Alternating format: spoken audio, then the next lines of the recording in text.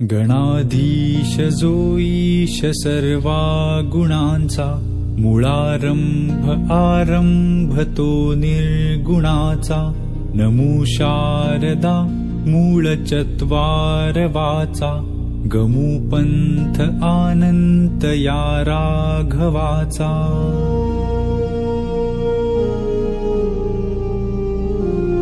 मना सज्जना भक्तिपंथेची जावे, तरी श्री हरी पाविजेतो स्वभावे। जनी निंद्यते सर्व सोडोनि द्यावे, जनी वंद्यते सर्व भावे करावे।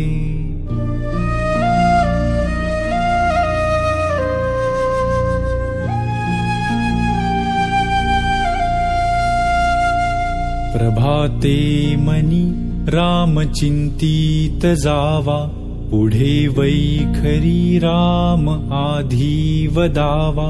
सदाचार हा थोर सांडून येतो, जनी तो चितो मानवी धन्य होतो।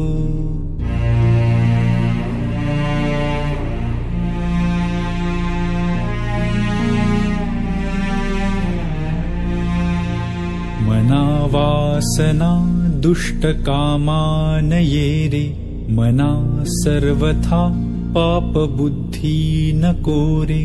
मना सर्वथा नीति सोडू नको हो, मना अंतरी सार विचार राहो।